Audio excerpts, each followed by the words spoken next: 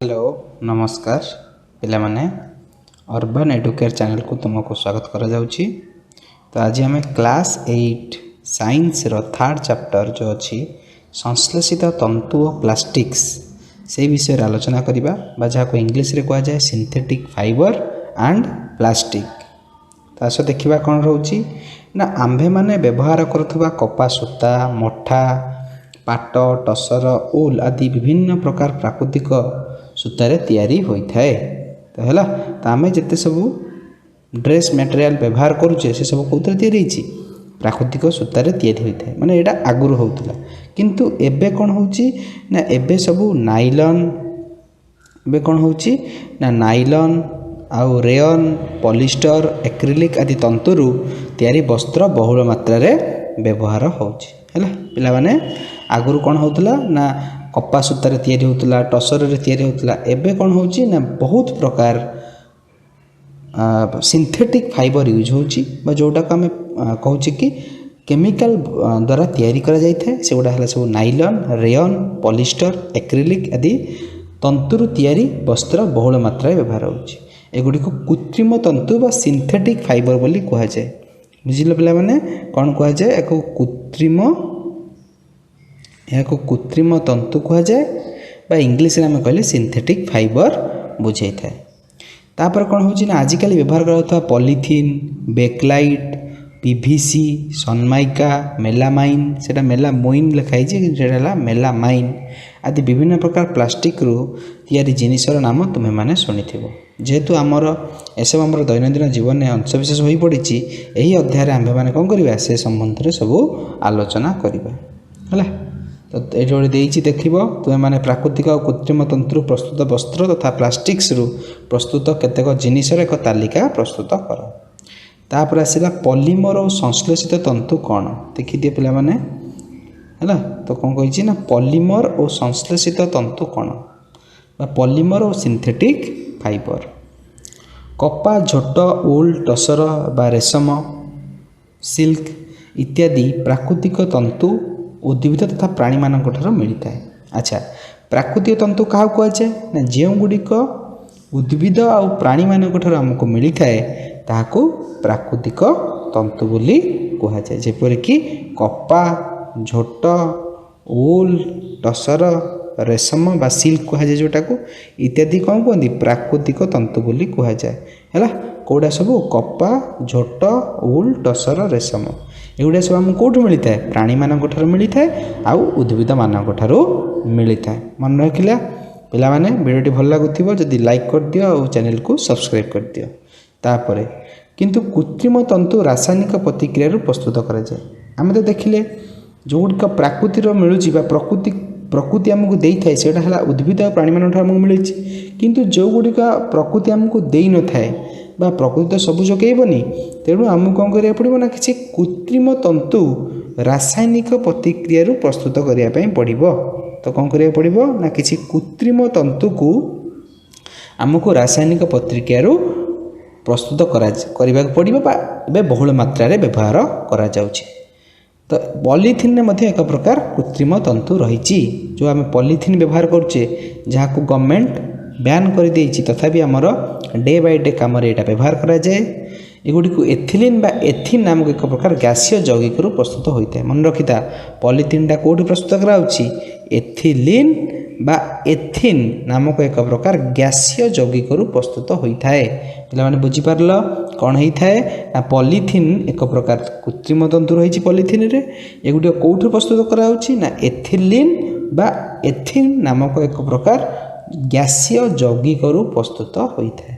तापर उच्च तापमात्रा अत्यधिक चाप प्रयोग द्वारा यही यौगिकर अनेक गुड़िए अणु एकत्र युक्त हो गोटे बृहत अणु में परिणत हो पारती। कौन कहला ना उच्च तापमात्रा जो आम अत्यधिक तापमात्रा देवा अत्यधिक चाप प्रयोग करवा यह द्वारा कौन हुए ना यौगिकर अनेक गुड़िए अणु कौन हुंती ना यौगिकर अनेक गुड़िए अणु एकत्र युक्त हो गोटे बृहत अणु रे परिणत हो पारती। जेमती आमर गोटे गोटे इटा को जॉइंट कले गोटे घर से भाया एमाने गोटे गोटे अणु जॉइंट हो गोटे बृहत अणु रे परिणत हो पारती। ए प्रकार बृहत अणु को कौन कहुए ए प्रकार बृहत अणु को गोटे एकक बा यूनिट बोली कह जाए। कौन कह जाए? गोटे एकक बा यूनिट बोली कह जाए।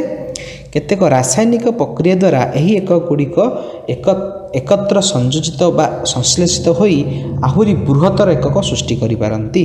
तो कौन सृष्टि करती ना यही सब गोटे गोटे एकक कौन है जॉइंट होइकी एबा एकत्र संयोजित होइकी बा संश्लेषित होई आहुरी बृहत्तर एकक सृष्टि करती। माने देख गोटे गोटे अणु जॉइंट होइकी गोटे एकक बनैले आउ किछि एकक जॉइंट होई गोटे बृहत्तर एकक बनैले जार नाम होउची पॉलीइथिलीन बा पॉलीथिन बोली मैं कहिबु। यह एक प्रकार पॉलीमर और प्लास्टिक श्रेणी रो अंतर्गत बा ए जो प्रोसेसटा को पॉलीमराइजेशन बोली इंग्लिश रे कहा जाई थाए। बुझिल कौन है ना गोटे गोटे अणु जॉइंट होइकी गोटे एकक बनैले कौन बनैले गोटे एकक बनैले आ सेई एकक सब जॉइंट होई गोटे बृहत्तर एकक सृष्टि कले जार नाम हैला पॉलीमर है। तो उदाहरण है गोटे पॉलीथिन एवं यही प्रक्रियाटी को पॉलीमराइजेशन बोली कह जाए। यही पॉलीमर एक लंबा शिकुड़ी आकृति शिकुड़ी माने पिला माने तुम देखि ये देख चित्र देछि सब गोटे गोटे जॉइंट होइकी देख गोटे गोटे सब जॉइंट होइकी सब बृहत्तर अणु बृहत्तर एकक बनै छंती। तापरे व्यवहार करा जातुवा पॉलिस्टर जेमती पॉली युक्त ईस्टर कौन मिसिकी हेछि ना पॉलिस्टरटा केमती हेछि पॉली युक्त ईस्टर।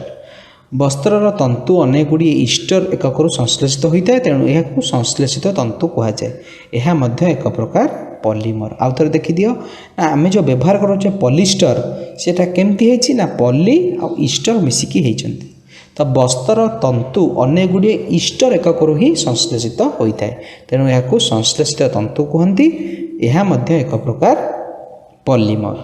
तापर आगू बढ़िबा कौन अच्छी ना ईस्टर हूँ एक प्रकार रासायनिक पदार्थ पिला माने तुम मन आसुव जे ईस्टर कौन ना ईस्टर हूँ एक प्रकार रासायनिक पदार्थ जहाद्वारा फल गुड़िए भिन्न भिन्न बासयुक्त होता। तो आम देखा फल माने पाचिगले बास्ना हुए आंब पाचिगले तार बास्ना अलग कदली टिके अत्यधिक पाचिगले तार बास्ना अलग। तो ये जो फल गुड़िक बास्नायुक्त होता कहाँपाई सी हूँ ईस्टर कारण ईस्टर हूँ गोटे रासायनिक पदार्थ जहाद्वारा फल गुड़िए भिन्न भिन्न बासयुक्त होता। तापर कौन कहला ना पॉलीवूल पॉलीकट टेरीवूल टेरिकट इत्यादि कपड़ा दुई प्रकार तंतुर मिश्रण रू बुना जाए। तो आम मार्केट देखा बहुत जिनस थी टेरिकट कपड़ा थी टेरीवूल कपड़ा थी पॉलीकट थी पॉलीवूल थी यही सब जो अच्छी गुड़िक दुई प्रकार तंतुर मिश्रण रू तैयारी कराई। केते प्रकार दुई प्रकार जेपरिक ये देती देखी दियो गोटे है पॉलीवूल पॉलीवूल क्या नहीं तैयारी गोटे है पॉलिस्टर आ ऊल को नहीं तैयारी। तो पॉली आसला पॉलिस्टर रु आ ऊल रु आसला कौन ऊल तो पॉलिस्टर रु पॉली ऊल हो गला। पॉलीकट भी सेमती पॉलिस्टर रु पॉली कॉटन रु कट आसी पॉलीकट जमी टेरीवूल कौट आई टेरी आसी टेरिलिन रु ऊल आसी ऊल रु। तो यही है कौन दुई प्रकार तंतु विभिन्न प्रकार कपड़ा तैयारी करा जाए। तापरे पॉलीमर अर्थ कौन पॉलीमर होउची दुईटी ग्रीक शब्द कौन ना पॉलीमर होउची दुईटी ग्रीक शब्द पॉली एवं मर रु गठित होइची। पिला माने देखि दियो कौन है ना पॉलीमर दुईटी ग्रीक शब्द गोटे है पॉली आ गोटे है मर। पॉलीर अर्थ होउची कौन अनेक पॉली माने कौन अनेक आ मर अर्थ होउची कौन ना एका प्रकार एकक बा अणुर बारंबारता रिपीटिंग मॉलिक्यूलर यूनिट्स माने जेमती देखिबो तुम गोटे माली छोट छोट माली को नहीं गोटे चेन होता है गोटे हार होता है सब गोटे गोटे से जॉइंट होकर गोटे लंबा हार बन था से भाया देख ये छोट छोट सब गोटे गोटे जॉइंट होगी तो गोटे बड़ चेन होता है। तो से भाया पॉलीमर कौन दुईटी ग्रीक शब्द पॉली आ मर रु गठित। पॉलीर अर्थ होउची अनेक पॉली माने कौन अनेक मर अर्थ होउची एक प्रकार अणु जमी तुम साइकल चेनटा देखिबो साइकल चेन गोटे गोटे कढ़ी को लेकिन से भाया रिपीटिंग यूनिट रे एटा होता है। छोट छोट पिला माने एक प्रकार दियासिल खोल गुड़ी को जोड़ी खेलना रेलगाड़ी तुम मैंने बनईथिबो से गुड़िक शह शह दियासिल खोल जोड़ी गोटे बड़ दियासिल माल बा शिकुड़ी प्रस्तुत करा जाई पारे। तो गुड़िक था उदाहरण। तो यह कौन कह जाए ना यही दियासिल खोल गोटे लेखा एकक रूपे और पूरा दियासिल माल को पॉलीमर भाव विवर्चना करा जाए ଯେପରିକି ଆମର ଗୋଟେ ଗୋଟେ ଇଟା, ତ ସେ ଗୋଟେ ଇଟାକୁ ନେଇକି ତ ଆମେ ଘର ବନେଇ ପାରିବାନି। ଘର ବନେଇବାକୁ ହେଲେ ଆମକୁ କ'ଣ କରିବାକୁ ପଡ଼ିବ? ଗୋଟେ ଇଟା ଜଏଣ୍ଟ କରି ସିମେଣ୍ଟ ବାଲି ମିଶାଇଲେ ସିଏ ଗୋଟେ ଘର ହେଇଥାଏ। ସେଇଭଳିଆ ଏଠି ପଲିମର ତିଆରି ହେଇଥାଏ। ତାପରେ ଉଦ୍ଭିଦ ଜୀବକୋଷର ପ୍ରାଚୀର ବା ବାହ୍ୟ ଆବରଣରେ ସେଲ୍ୟୁଲୋଜ ନାମକ ଏକ ପ୍ରକାର ପଲିମର ଅଛି। ତ ଉଦ୍ଭିଦ ଜୀବକୋଷର ପ୍ରାଚୀର, ଯେତେବେଳେ ସବୁ ଆମେ ଉଦ୍ଭିଦର ଯେଉଁ ପତ୍ର ଦେଖୁଛେ, ଡାଳ ଦେଖୁଛେ, ତାର ଗୋଟେ ସେଲ୍ୟୁଲୋଜ ସେଥିରେ ଥାଏ। ସେଇଟା ଗୋଟେ ପ୍ରକାରର ପଲିମର, ନ୍ୟାଚୁରାଲ ପଲିମର ବା ପ୍ରାକୃତିକ ପଲିମର ବୋଲି ବି ତାକୁ ଆମେ କହିଥାଉ। ସେଲ୍ୟୁଲୋଜ ସେଇଟାକୁ ଘାସମାନଙ୍କରେ ବି ଅଛି, ଗଛପତ୍ରମାନଙ୍କରେ ଅଛି ସେଲ୍ୟୁଲୋଜ। ତ ବହୁ ସଂଖ୍ୟକ ଗ୍ଲୁକୋଜ ଏକକର ସମାହାରରୁ ସେଲ୍ୟୁଲୋଜ ପଲିମର ସୃଷ୍ଟି ହୋଇଥାଏ। ପିଲାମାନେ ଦେଖ, ଆମେ ଯଦି ଏବେ ଭାତ ଖାଇବା ତ ଆମକୁ ମିଳିବ କାର୍ବୋହାଇଡ୍ରେଟ୍ ବା ଶ୍ୱେତସାର ମିଳିଥାଏ। ତ ସେଇ ଶ୍ୱେତସାରର ଗୋଟେ ଅଲଗା ଫର୍ମ ହେଉଛି ସେଲ୍ୟୁଲୋଜ, ଯେଉଁଟାକୁ କେବଳ ପ୍ରାଣୀମାନେ ହିଁ ଖାଇବେ। କେଉଁ ପ୍ରାଣୀମାନେ ଖାଇବେ? ତୃଣଭୋଜୀ ପ୍ରାଣୀ, ଯେଉଁମାନେ ଗଛ, ପତ୍ର, ଡାଳ, ଘାସ ଏଗୁଡ଼ିକ ଖାଇଥାନ୍ତି, ସେଇମାନେ ହିଁ ସେଲ୍ୟୁଲୋଜକୁ ଖାଇକି ହଜମ କରିପାରନ୍ତି। ମଣିଷ ହଜମ କରିପାରେ ନାହିଁ। ତେଣୁ ଏହା ଏକ ଗ୍ଲୁକୋଜ ଏକକର ସମାହାରରୁ ସୃଷ୍ଟି ହୋଇଥାଏ। କେଉଁଥିରୁ ସୃଷ୍ଟି ହୁଏ? ଗ୍ଲୁକୋଜ ଏକକର ସମାହାରରୁ। ଆଉ କ'ଣ? କପା, କଟନ ତନ୍ତୁ ସେଲ୍ୟୁଲୋଜ ପଲିମରରେ ଗଠିତ। ଏହା ହେଉଛି ଏକ ପ୍ରାକୃତିକ ପଲିମର। ହେଲା, ତ କ'ଣ କହିଲା? କପାର ତନ୍ତୁ ସେଲ୍ୟୁଲୋଜ ପଲିମରରେ ଗଠିତ। ଏହା ହେଉଛି ଏକ ପ୍ରାକୃତିକ ପଲିମର। ସେମିତି ଶାଳ ଗଛରୁ ସଂଗ୍ରହ କରାଯାଉଥିବା ଝୁଣା, ରବର ଗଛର କ୍ଷୀରରୁ ପ୍ରସ୍ତୁତ କରୁଥିବା ରବର, ଏଗୁଡ଼ିକ ହେଲେ ଗୋଟେ ଗୋଟେ ପ୍ରାକୃତିକ ପଲିମର। ମନେ ରଖିଦେବ, ଶାଳ ଗଛରୁ ସଂଗ୍ରହ କରାଯାଏ କ'ଣ? ଝୁଣା, ତାକୁ ଇଂଲିଶରେ ରେଜିନ୍ ବୋଲି କୁହନ୍ତି। ଆଉ ରବର ଗଛରୁ କ୍ଷୀର ପ୍ରସ୍ତୁତ କରାଯାଏ, ରବର ଯେଉଁ ବ୍ୟବହାର କରୁଛେ ଆମେ ସେଗୁଡ଼ା ପ୍ରସ୍ତୁତ କରାଯାଏ। ତ ଏଗୁଡ଼ାକ ହେଲା ଗୋଟେ ଗୋଟେ ନ୍ୟାଚୁରାଲ ପଲିମର। ତ ଆଉ ବି ଗୋଟେ ନ୍ୟାଚୁରାଲ ପଲିମର ଅଛି ଯେଉଁଟା ଏଇଠି ତୁମର ଦେଇନି। ତ ସେଇଟା ହେଉଛି ଆମ ବ୍ଲଡ଼ରେ ହିମୋଗ୍ଲୋବିନ୍ ଥାଏ। ଆମ ବ୍ଲଡ଼ରେ ବା ରକ୍ତରେ କ'ଣ ଥାଏ? ଆମ ରକ୍ତରେ ଗୋଟେ ହିମୋଗ୍ଲୋବିନ୍ ଥାଏ। ସେଇ ହିମୋଗ୍ଲୋବିନ୍ କ'ଣ କରେ? ସିଏ ବି ଗୋଟେ ପ୍ରକାରର ନ୍ୟାଚୁରାଲ ପଲିମର। ହେଲା, ତାପରେ ଏବେ ଆସ ଦେଖିବା ସଂଶ୍ଳେଷିତ ତନ୍ତୁର ପ୍ରକାର ଭେଦ କ'ଣ ରହିଛି। ତ ଆମ୍ଭେମାନେ ଟେରିକଟ୍ ପ୍ୟାଣ୍ଟ ପିନ୍ଧିଥାଉ, ଟେରି ଉଲ୍ର ବ୍ୟବହାର କରିଥାଉ। ଶୀତଦିନ ମାନଙ୍କରେ କୋଟ୍, ପଲିଷ୍ଟର ସାର୍ଟ, ନାଇଲନ୍ ସକ୍ସ, ରେୟନ୍ ଶାଢ଼ୀ, କଟନ ଧୋତି, ବ୍ରହ୍ମପୁରୀ ପାଟ, ସମ୍ବଲପୁରୀ ଶାଢ଼ୀ, ଟସର ଚାଦର, କାଶ୍ମୀର ଶାଲ, ଉଲ୍ ଟୋପି, ଏକ୍ରିଲିନ୍ ସ୍ୱେଟର ଆଦି ନାନା ପ୍ରକାର ପୋଷାକ ପରିଧାନ କରିଥାଉ। ତ ଆମେ କ'ଣ କ'ଣ ପରିଧାନ କରୁ ସବୁ ଦେଖିପାରିଲ।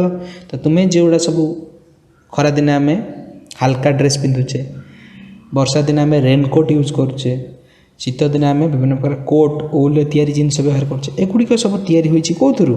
ଏଇ ପ୍ରାକୃତିକ ତା ସହିତ କୃତ୍ରିମ ତନ୍ତୁରୁ ତିଆରି କରାଯାଇଥାଏ। ହେଲା, ତାପରେ ଆସିଲା କ'ଣ?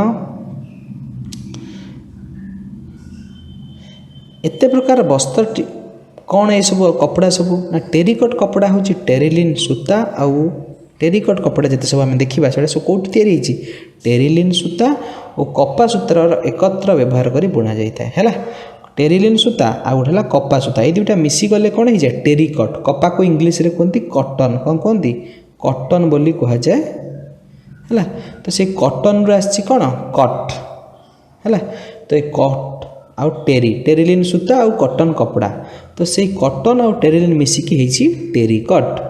ଟେରିଲିନ୍ ସୂତା ଏକ କୃତ୍ରିମ ତନ୍ତୁରୁ ହୁଏ, ଯାହାକି ବିଜ୍ଞାନାଗାରରେ କେତେକ ରାସାୟନିକ ପଦାର୍ଥର ସଂଶ୍ଳେଷଣ ପ୍ରତିକ୍ରିୟା ଦ୍ୱାରା ପ୍ରସ୍ତୁତ କରାଯାଇଥାଏ। ତେଣୁ ଟେରିଲିନ୍କୁ ସଂଶ୍ଳେଷିତ ତନ୍ତୁ ବା ସିନ୍ଥେଟିକ୍ ଫାଇବର ବୋଲି କୁହାଯାଏ। କ'ଣ କୁହାଯାଏ? ଟେରିଲିନ୍କୁ ସଂଶ୍ଳେଷିତ ତନ୍ତୁ ବା ସିନ୍ଥେଟିକ୍ ଫାଇବର ବୋଲି କୁହାଯାଇଥାଏ।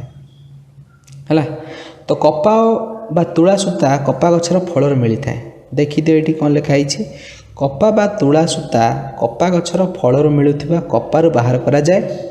ତ ଏମିତି କପା ଆମକୁ କେଉଁଠୁ ମିଳିଥାଏ? ନା କପା ଗଛରୁ ମିଳିଥାଏ। କପା ଗଛର ଫଳରେ କପା ତିଆରି ହୁଏ, ଯାହାକି ଉଦ୍ଭିଦଜାତ ବା ପ୍ରାକୃତିକ ତନ୍ତୁ ଅଟେ। ଏହା ସୂତାରୁ ବୁଣା ହୋଇଥିବା କପଡ଼ାକୁ କପା ସୂତା ବସ୍ତ୍ର ବା ଇଂଲିଶରେ କଟନ୍ ଫ୍ୟାବ୍ରିକ୍ ବୋଲି କୁହାଯାଏ।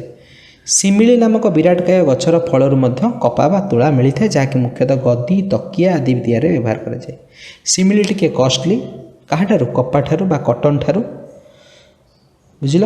ତାପରେ ବ୍ରହ୍ମପୁରୀ ପାଟ, ସମ୍ବଲପୁରୀ ଶାଢ଼ୀ, ଟସର ଚାଦର ଏମିତି ବିଭିନ୍ନ ପ୍ରକାର ବ୍ୟବହାର କରାଯାଉଛି ଆମ ଦେଶ ବିଦେଶ ମାନଙ୍କରେ। ହେଲା, ତ तो ये पोक बा कीटर खोसा कुकुन रु सूता बाहर कराए। तुम्हें मैंने पूर्व श्रेणी में पढ़ी टसर केमती व्यवहार कराए। यही उभय कपड़ा को रेशम वस्त्र बा सिल्क वस्त्र बोली कहुए है। जो ब्रह्मपुरी पाट से सिल्क सिटी ब्रह्मपुर बोली भी कहुए है। तो स्वतंत्र जातिर मेढ़ा छेली ओट चमरिका आदि पशु मानकर लोम बा तंतु को उल कहुए। उल बुणा जाइथिबा कपड़ा को पशम वस्त्र बोली कहुए। जदि एटा उल रे बुणा जाई थाए से कपड़ा को पशम वस्त्र बा उलेन फैब्रिक बोली कहती।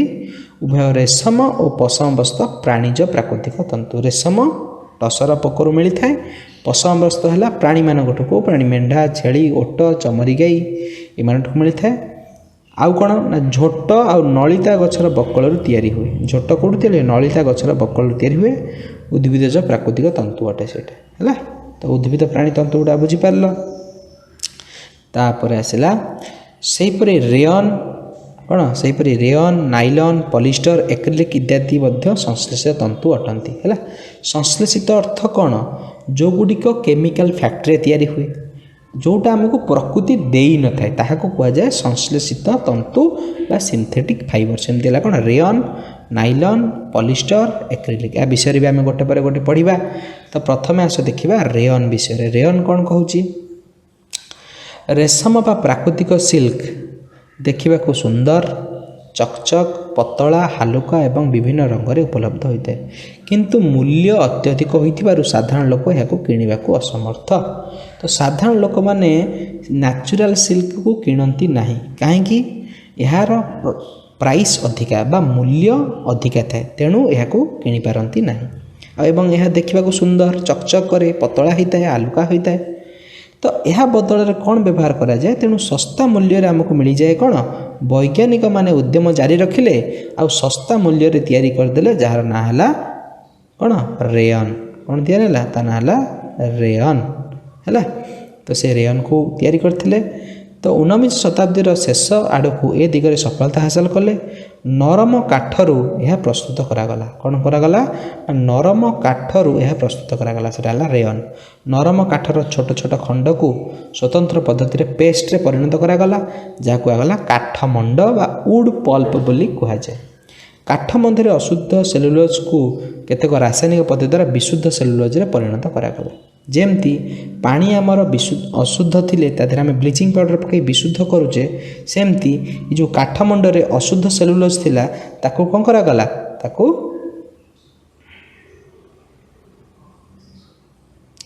जो काठमंडरे अशुद्ध सेलुलोज थिला ताको कौन करागला ना विशुद्ध कर दिगला है।